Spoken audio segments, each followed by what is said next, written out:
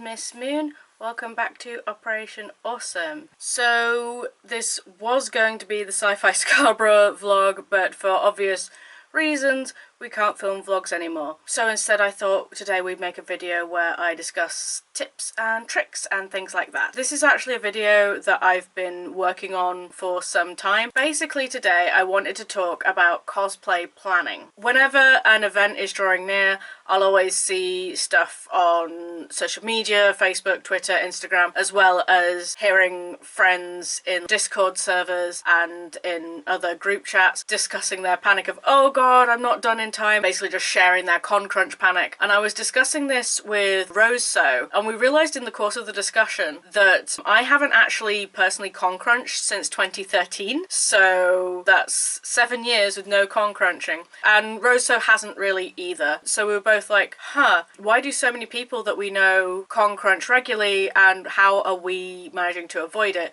And that was what gave me the idea to do this video, to try and discuss some of the things that me and her do. I realised that with the current situation, everyone's thinking, oh, I've got plenty of time, I'll be completely prepared for everything this year. But let's be real, we know there are still some people who are going to be crunching to finish their cosplays before their events, and people are still going to do this in future, rushing to finish things in events. Quick sidebar for vocabulary for the uninitiated. Con crunch is the general cosplay term for when it's the week before, the day before, the night before the convention, and you're still rushing to complete your cosplay. The con is literally hours away and you're still pushing yourself to finish it on time. I have literally known people who have turned up to the convention with a pile of fabric and a sewing machine and been sewing their cosplay together the night before the competition. For me personally, cannot do this. Can't do it at all. Doesn't do my head any good. As cosplay is something that I do for fun, I feel that I shouldn't be pushing myself to do stuff when I'm no longer finding it fun anymore, as should probably everyone else. So here we are. I thought I would go through a couple of the ways in which I avoid doing con crunching and just generally make sure that stuff happens on time and that I don't need to sprint to the finish, as it were.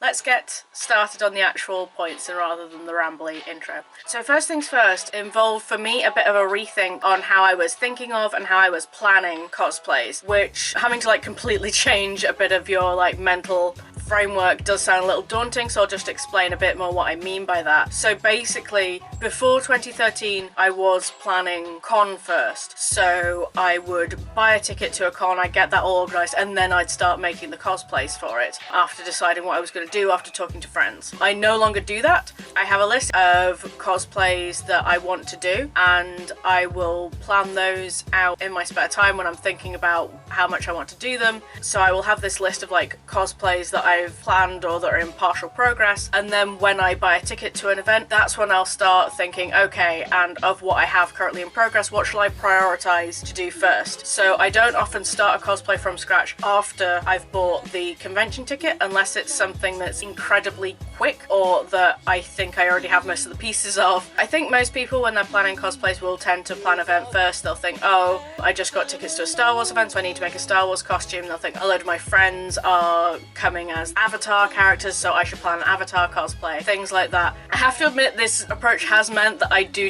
less big group cosplay than I used to, just because unfortunately trying to plan this out in a group is very hard, and unless you can rely on everyone to have done their part in time, I prefer to, when doing group plans, either have something that I know I'm happy to wear without the group there, or it's a very small group, just 1 or 2 other people who I trust to have got their stuff together. I have a list of cosplays that I want to do. It's a very long list. This will of course be added to as I watch things, see things, discuss with people. Once I have the list, I will do the planning, which I'll get into later, and then when I'm planning events or thinking about, how much I really want to do things, then I'll sort of prioritize what I work on based on what's coming up. I don't like to take events completely out of the equation, because having that event deadline can be really helpful for motivation and making it feel like you're working towards a tangible goal. But it's important to make sure that whatever deadlines you stick for yourself are realistic and have a lot of time, space, wiggle room in them,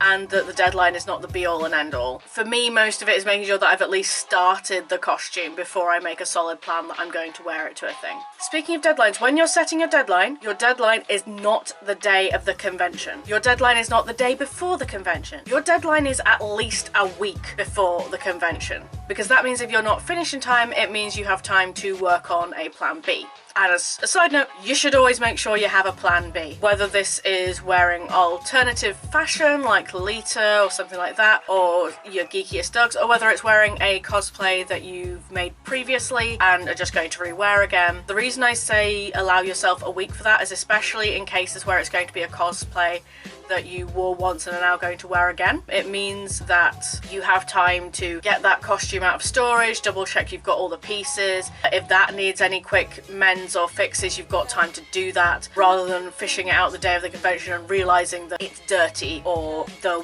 wig styling has half fallen out, or you have a tear up the side or something. Some of my cosplays, for example, are currently on the rack in retirement in case I ever do fall short of a deadline and I need a plan B. Like I say, it doesn't have to be cosplay, but the reason that it's there is just to give you that safety net to think, oh well, if I don't finish, then I'm still got something to do that I'm going to be happy with wearing, and I'm still going to see my friends and have a good time. Also, in the rethinking cosplay, I have stopped ever thinking of getting my cosplays finished. Cosplays are never finished, they are wearable. This is mainly because nearly every cosplay that I have, I can name you at least one thing, if not more, that I could do to improve it. Whether that's adding more detailing, whether that's improving the fit, whether that's going back and remaking some pieces out of a better fabric, whether that's improving the wig styling, improving the makeup, etc, etc. Everything can always be improved. I don't think a cosplay is never 100%, I'm never going to touch it again. For example, my bow cosplay, I think at this point, although there are ways I could improve her, the amount of effort it would take me to do that, like I probably need to redo the coat from scratch or redo the top and trousers from scratch, it's not worth doing that when I think it looks perfectly fine as is, and I'd rather spend my time working on something new.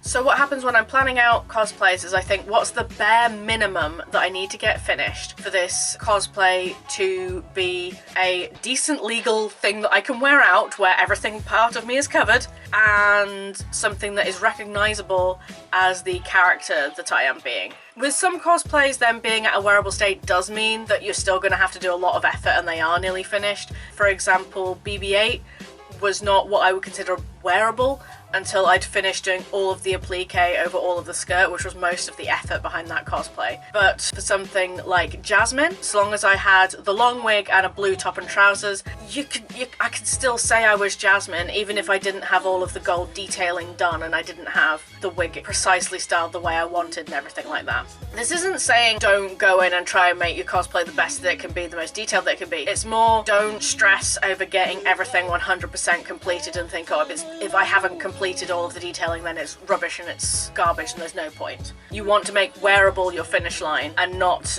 a perfect version of the costume. And also, when you are prioritizing what tasks to do on your costume, you should prioritize things to make it wearable above things to make it perfect. It's fine to have multiple cosplays on the go at once. I often do. I like it because it means that I don't get burnt out from working continually on one cosplay until I'm sick of the sight of it, and it means I can take a break while still feeling productive. That might not be the case for you. Some people prefer to work on one thing solidly and only work on that thing, and that's fine. And obviously, if you have some cosplays which have like a solid deadline con plan for them and some that don't, you should prioritize the ones that have deadlines first. But my point is that you shouldn't look at how many unfinished cosplay projects you have and feel guilty, because even if you do start a cosplay and never finish, it was still all practice to improve your skills. It's also fine to shelve a cosplay if you think that you're just at a point where you're not going to be able to finish it, whether that's lack of funds, lack of skills, lack of equipment. It's fine to want to take some time to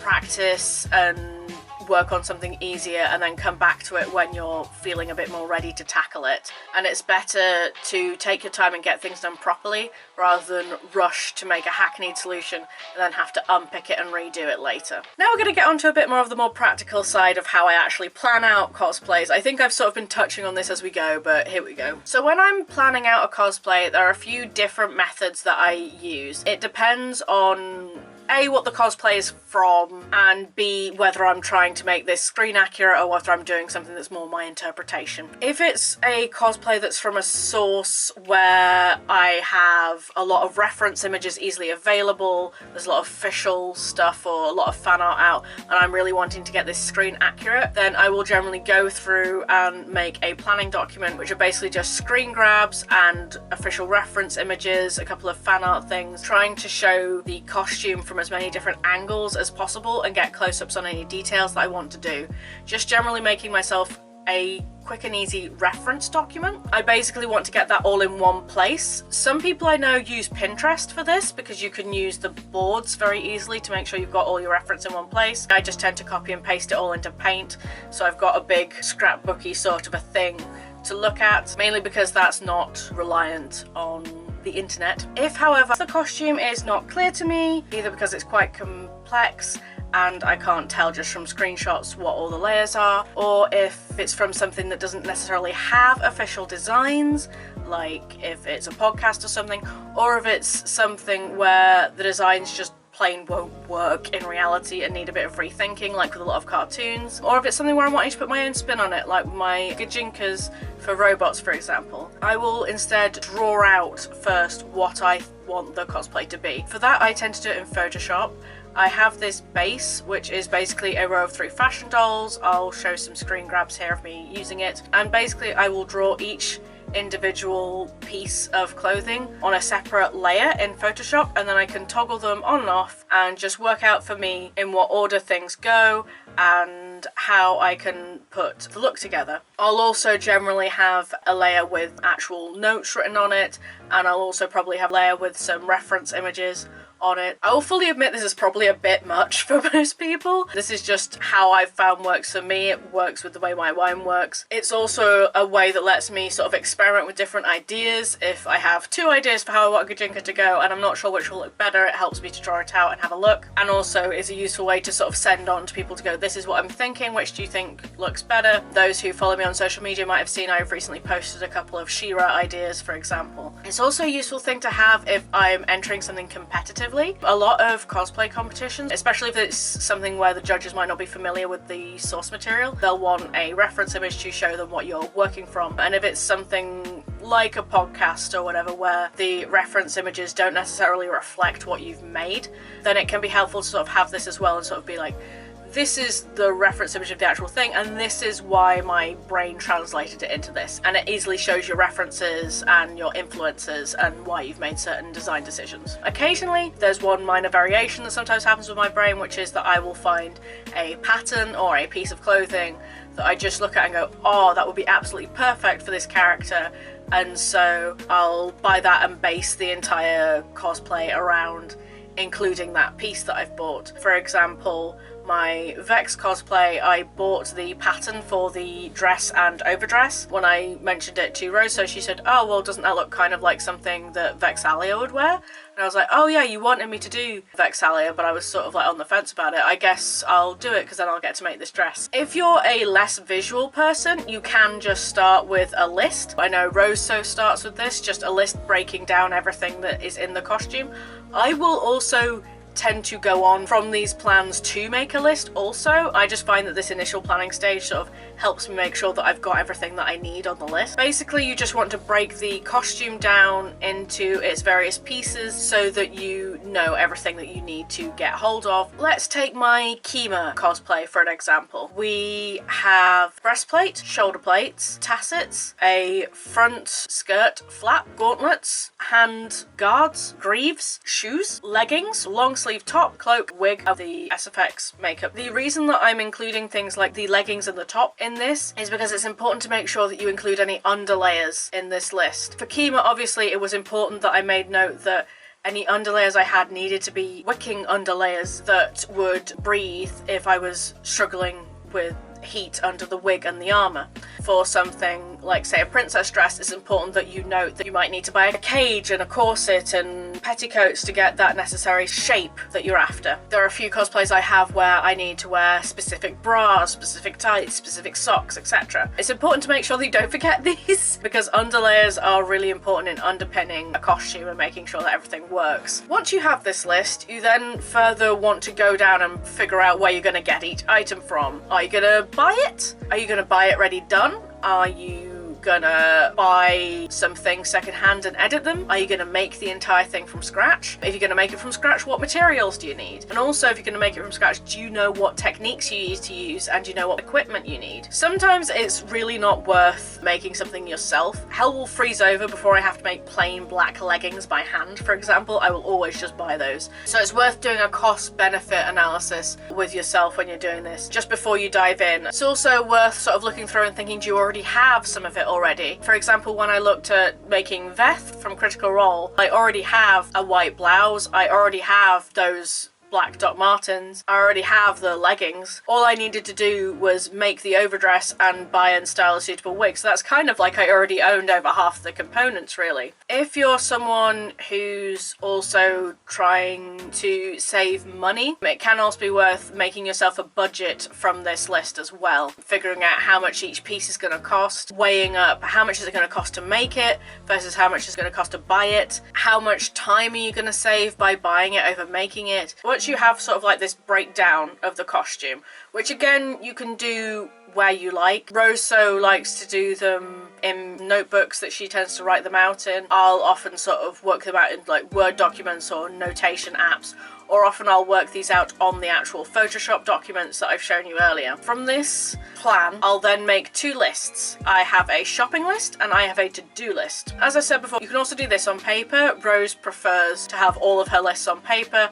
I prefer to do these lists on my phone because then I don't lose it. There is the app Cosplanner, which I know quite a lot of people use. I personally don't tend to use it just because I find it's an app that's geared towards getting cosplays finished to 100%, which, as previously stated, I don't like. I also tend to prefer to have one long big to-do list for every cosplay that I have going and one long big shopping list for everything that I have going. They break everything up into a separate list for each cosplay, and I get why some people might prefer that because they might find it less overwhelming, but for me, I will forget things, so I prefer to have it all on one list very easily where I can see it all. And it means I'm less likely to forget about Backburner Projects, for example. But I know a lot of people who do use it and do find it helpful, so I think that's partly just a how my brain works thing. Personally, I tend to use the app Color Notes, which lets me make little checklists that I can physically tick off, and it also means that I can go back and edit my checklists as I either realise I need to buy more things or realise I need to add more steps to a thing, but I'll get onto that later. And it also lets me move tasks up and down the list very easily, so I can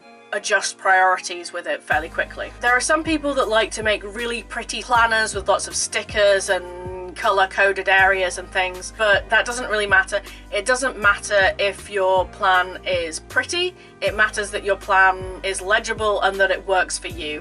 Different people work out plans differently. I know some people who use Google Sheets for this to work out lists and stuff and keep it all in sort of like a big database. It just depends on how personally your brain works and how you find easiest to plan things. So the list. The shopping list will contain any pieces that I'm buying wholesale, and then this list will also contain any materials that I need to buy to make the rest of it. Like I said, it's generally for me one long big list, so if I have multiple cosplays planned, then I'll just put all of everything that I need to buy in that list. So it means that if I go fabric shopping, it means that all of the fabrics that I need for all of my cosplays are in one place. This does include Backburner Projects, because sometimes when you're in shops you'll see things on sale that are just what you need, or see things in remnant bins that are just perfect for what you need. And it means that if you're taking advantage of a sale, you can take advantage of a sale for something that you're not planning on doing for a while. For example, hang on, I'm going to pull something out from under here to show you. Unless I have one loose, I don't think I do. No. There's a couple of costumes that me and Rosso have which have staffs. So one of the things that I already knew, little budgeting tip for you, is that Poundland sell these little devil tridents and death scythes that are unscrewable poles with heads, and the poles are modular, so if you buy a load of them you can just screw them all together and make a big prop. So I've got about 6 of them under this desk. Put that back away in its bag. But it's something that obviously, because it's a Halloween thing, it's only available at certain times of year, so I bought it then. The to-do list, on the other hand, contains everything that I need to do for the costume. When I'm first adding stuff to the to-do list, it can be quite abstract. For my Veth cosplay, when I first put it on there, it would just say, research patterns, make dress, style wig. I'll add these really simple tasks onto my cosplay to-do list, resort them into appropriate priority, and then as you start on each task, you can then go further in. You can then break each task down. So research patterns, sew dress, style wig becomes cut pattern, cut fabric, sew dress, style wig. And then from that, because we cross off a load of stuff, it becomes sew bodice, sew skirt, sew bodice to skirt, sew sleeves, attach sleeves, sew cuffs, sew collar, sew zip, sew hem, style wig, and then so on and so forth. I'll generally edit this list between crafting times, often when I'm just sort of sat around with nothing better to do than look at my phone. I don't break down this list into those really tiny steps right from the start because, one, I have everything on one to-do list, so it makes the to-do list become really unwieldy and hard to use, and two, it makes it seem really overwhelming to have everything on that list at once. And also, there's a very high chance that I'll forget something when I'm first adding that on that to-do list, so making my to-do list always flowable and able to be edited means that I feel less bad when I like, oh yeah, and also I need to do that thing. Being able to break it down into small things means it's easier to be like, oh well, maybe I didn't finish everything, maybe I didn't sew the entire dress, but I did manage to sew the bodice and sew the skirts. That's two things I can tick off, and so I feel good for having ticked something off the list. And it also means that you can take the time when you're breaking down these smaller things to be like, okay, and next time I need to assign myself, I need to do this, this, this, and this next time I get some time to craft. I don't like to break my crafting flow by rejigging my to-do list after every time I do something, but it helps me anticipate what I should be prioritizing next time I have time to work on stuff. As stated, obviously you should be prioritizing this list to first be doing costumes that you have solid deadlines for, rather than cosplays that are just nebulous, I'll get them done at some point. And also to be prioritizing sort of tasks that are focused on getting the cosplay to a wearable state, rather than tasks that are just like, oh, it would be nice if it could be included. Right, if you struggle with time management, it can be worth looking at your week and figuring out how much crafting time do you think you get per week, or per couple of weeks, or per month, and then working out how long you think each stage or each task is going to take you. Once you have the, on average I can craft for this many hours, and on average I think it's going to take me this many hours to complete it, you can then just roughly work out how long you think it's going to take you to complete the costume. When you're working out how long a task is going to take you, I would be very generous. It takes a while to get a good feel for this, and I'm still not perfect at it. For example, when I was working on Kima, I've never really done full armor work on that scale before, which I think you can tell, so I allowed myself plenty, on balance way too much time to work on it, because I was so petrified that I would get something wrong or I would need to start over, and I wanted to make sure I had time to research the best methods to use and allow time for me to get extra equipment and extra products if I needed them. It's also worth trying to figure out if there are certain tasks where you'll need to time them around someone else's availability. For example, with sewing, whenever it comes time to fit a cosplay to yourself, that's incredibly difficult to do on your own, and so if you know that your friend is coming over for a visit at that time, being able to be like, okay, well, we'll do the fitting then when they can help me, means that you're working out, oh, but that isn't for a week, so I have to push my whole time it's going to take me back a week because I have to wait for this friend to be available. So being generous also means that you have time to allow for that, and it also means that if disaster strikes, your equipment breaks, your materials take way longer to take in the post than you expected, they get lost in the post, or even personal things. If you suddenly need to start doing more hours at work, or something happens to someone in your family and you need to spend more time taking care of them, something breaks around your house and you need to go and spend time and money sort of getting that replaced. Life will happen. Nowadays I tend to sort of like try and leave my actual deadline from this time working out about a month before my deadline, because I know that with life I'm gonna need that month. And it also means that if I'm not feeling it, if I get unwell and really unmotivated, it means that we're protected from my mental wobbles. It can also be worth remembering that some time that you're allowing for stuff is empty time where you can do other things.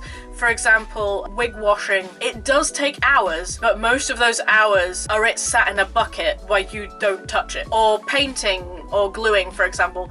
Gluing does take ages because you need to let the glue set, but it only took you about 5 minutes to actually put the glue on and put the thing together, and now it's just left on the side and you can go and do something else. So it can be worth looking at those tasks and being like, I know I'm going to be able to craft all day Saturday, so maybe if when I get back from work on Friday I quickly wash the wig and stuff it in solution and leave it in undernight, that means it'll be ready for me to start working with it on Saturday. It is important to note here, cosplay is a hobby, and so things like work, studying, personal relationships, chores, eating, sleep, they all need to come first before you cosplay. Please don't let your personal life or your health suffer because of cosplay. It's really important to find a good balance for you, and that's fine if it means that you don't have much time to make cosplay. It just means that you might have to buy cosplay, have to scale plans back, have to push plans back until you can find some more time to work on things. I realise that not everyone is in a situation where they have the time to be like, oh well, I can craft every evening, or oh well, every weekend I can spend working on my cosplay. People have things to do, and I know that especially with people who have more demanding jobs, it can be incredibly hard to find the time to work on costumes. If you are trying to work out what time in the week do I have to craft and you're realising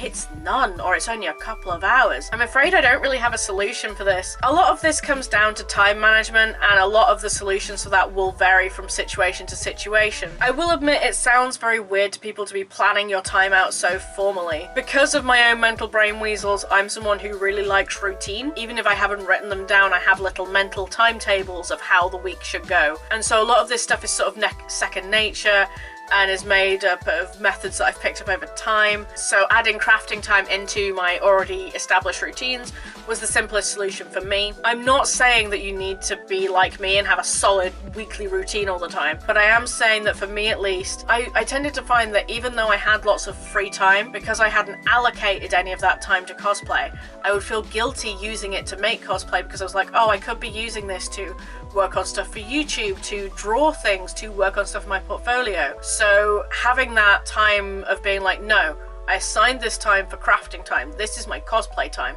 made me feel a lot better about using that time to make cosplay. And also meant that because I had like that time every week, it meant it was a lot easier that I could plan things out so that I've been working on things sort of like slow marathon style, rather than doing what I know some people have done, which is take the week off before the event and use that whole week just doing 24/7 cosplay making. I know that crunching right before the event can give you something of a rush. It's a real adrenaline kick, and some people are really into that. I know that there's something of a camaraderie around sort of sharing like, I've got all this stuff to do and everyone else is working together. I know some people who have con crunch parties right before events, sort of everyone stressing to finish their costume at once. But I think that when you look at it in the long run, it's just really not good, especially because I know a lot of these people that have been crunching right before the event will then just be exhausted during the event itself, too exhausted to enjoy themselves. And then often because they've spent their holiday time before the event, they don't have any time after the event to decompress, and so they're thrown straight back into their work life, into their daily routine, without any time to pause and let themselves de-stress a little from the convention, which are very stressful and full-on experiences. And this isn't even mentioning sort of like the health risks of skipped meals, skipped sleep, skipped showers during the crunch time. I think if it is the camaraderie that you're missing, it's fine to just schedule crafting days even when you don't have an event planned. Myself and Rose so often have at least one weekend a month where we're scheduled for one of us to go around the other's houses, we stay over, we make things. But we do not tend to have these planned to be intense right before conventions, because I know I personally am an absolute bitch when I am stressed, and I do not want to put my friend through that, let alone putting friends who I know less well than Rose so through that. I don't think certain friendships I have would survive through seeing me in full-on stressed con bitch mode. Another problem with crunching is that you're crafting after you've not slept for 2 days and you've been eating nothing but packet ramen and takeout. Do you really think that you are doing your best work at this point? I know so many people who have had to spend more time undoing everything they did during Con Crunch to redo it again better because they rushed it and it's poorly done and it's just bad and falling apart and only lasted one wear. It's better to take your time and make sure that it's something that will last you a while. I have lots of outfits that I made years ago that I'm still wearing currently because I took my time with them and they still work and fit and function. That's because I didn't rush them. So I guess to recap, your deadline is at least a week before the con, if not more. If it's not done by a week before the con, it's not happening. Stop, put it down. Always have a plan B in case you can't finish, and use that week to make sure that plan B works. All of the lists, all of the to-do lists, keep them on your phone, keep them on your tablet, keep them in a special notebook. Whatever works for you, writing it out in lists will A, help you realize how much you have to do, but also writing it out, you often realize there's not as much to do as you think. Aim for wearable, not perfect. You can fuss about getting all your detailed embroidery done later. Make sure that it is a outfit that looks recognizably like what you need it to look like, and focus on getting everything into a functional state before you start spending 3 weeks getting the perfect embroidery finished on a collar piece that isn't even sewn into the shirt yet. When you're planning your lists, work out how much time do I have per week to work on it? How long do I think this is going to take? When I do this calculation, does it equal my deadline? If not, I need to either scale things back or I need to just plan to do this cosplay for a later time. It's okay if things do not get finished. It happens to all of us. Even with all this planning, there are times when I just do not finish the cosplay in time. I promise that people at events want to see you more than they want to see the costume. It's fine to put cosplays on hold until you have the money, the time, the equipment to finish them to the standard that you personally want them to. And it's also fine to cancel cosplays entirely if you're just not feeling it and you lose interest. The time you spent on them was still all experience, and some of the parts that you did make you might still be able to reuse for other costumes. At the end of the day, cosplay is supposed to be fun. And if you are getting stressed, getting het up, trying to make things perfect and trying to get things done for not realistic deadlines, it might be worth having a rethink about what you want from this hobby. It might just be that you just do not enjoy the crafting element of this hobby, which is fine. Contrary to popular belief, crafting is not all there is to cosplay. Stagecraft is a hugely important part of cosplay that I suck at and really want to improve on. Sometimes you just want to wear an outfit and mess around with your friends.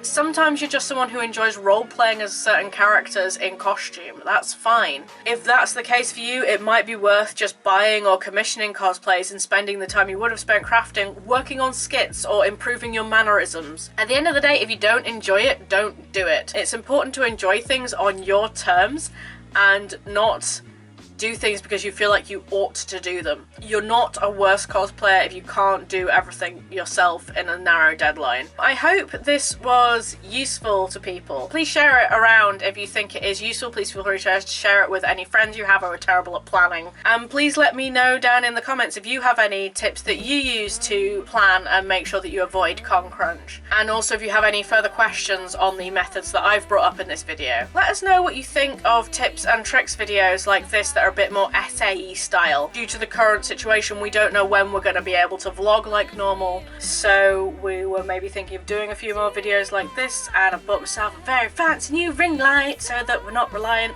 on the sun anymore to film. And if you are interested in seeing some more stuff from us, please subscribe and ring the bell to be notified of when we upload something new. I also do Twitch streaming. I stream myself drawing characters that are suggested by my audience every Wednesday on Critten Castle on Twitch. Rosso and I might also start doing some gaming streams. We're currently trying to figure out some technical issues behind that point. We've also been considering doing some crafting streams, but again, we're trying to figure out some technical issues on our end so that we can do that. I unfortunately can't stream through this camera that I'm filming on right now. Rosso is also selling dice bags and plushies and cross stitches over on her Etsy. She was planning on actually tabling at a few conventions this spring, and unfortunately those have all obviously fallen through. She's also currently open for commissions, so you can find her on Etsy at Dragons and Darlings, or on any of these socials that I've linked down in the doobly, as well as myself if you want to contact me. I'm open for art commissions currently, or just follow us for photos of cosplays in progress and things. We are taking the time to do some crafting projects, so if you just like to see that sort of thing,